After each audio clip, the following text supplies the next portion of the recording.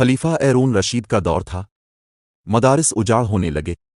خلیفہ نے قاضی القضا سے کہا، کیا سبب ہے کہ مدارس و معالم کی طرف عوام کا رجحان کم سے کم تر ہوتا جا رہا ہے؟ قاضی صاحب نے جواب دیا، اگلے سال جواب دوں گا۔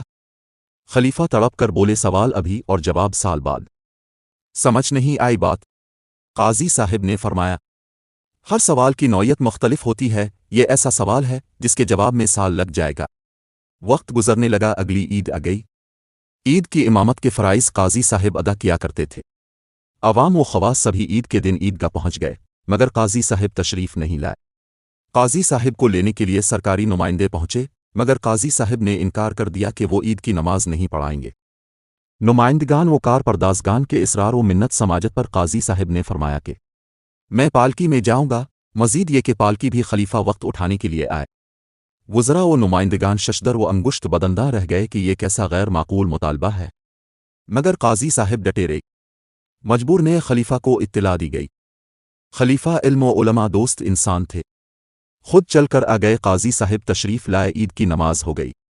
وقت گزر گیا، لیکن عید کے بعد زیادہ عرصہ نہیں گزرا تھا کہ خلیفہ پھر حاضر ہوئے اور کہا، قاضی صاحب، مدارس میں طلبہ کی تعداد بہت زیادہ ہو گئی ہے، بٹھانے کے لیے چٹائیاں بھی کم پڑ گئی ہے، اور وزراء اور ارکان سلطنت کے بچے بھی چٹائیوں پر بیٹھے علم حاصل کر رہی ہے۔ قاضی صاحب نے فرمایا، آپ کے سوال کا جواب مل گیا۔ خلیفہ بولے، کون سا سوال اور کون سا جواب؟ قاضی صاحب بولے، آپ نے کہا تھا کہ مدارس میں طلبہ کیوں نہیں آتے؟ خلیفہ بولے، جواب کیا ہے؟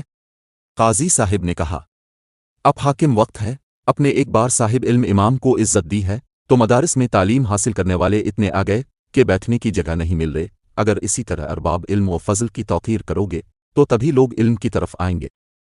اس واقعہ کے برعکس میرے ملک میں ہیرو فلمی اداکار، جنہیں اچھے وقتوں میں کنجر کہا جاتا تھا، معزرت، جبکہ اس کے مقابلے میں کتنے طلباء نے بین الاقوامی سطح پر نمایاں کامیابیاں حاصل کی، مگر کسی حاکم وقت کے کانوں پر جوں تک نہیں رینگی۔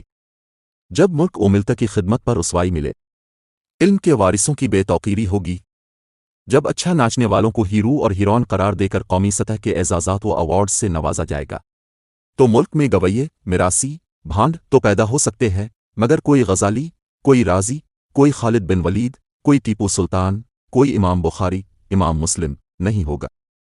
اگر کسی کی سمجھ میں آ جائے تو پلٹ آئیں اپنے ماضی کی طرف، اپنے روشن مستقبل کی طرف۔ ہمارا مستقبل تعلیم میں ہے، تقدس میں ہے، حیا اور عفت و پاک دامنی اور غیرت و حمیت میں ہے۔ اپنے اصلی ہیروز کو پہچانیں، ان کی قدر کر لیں، ورنہ تمہاری داستاں تک نہ ہوگی داستانوں میں۔ صدقہ جاریہ کے لیے یہ ویڈیو شیئر ضرور کریں۔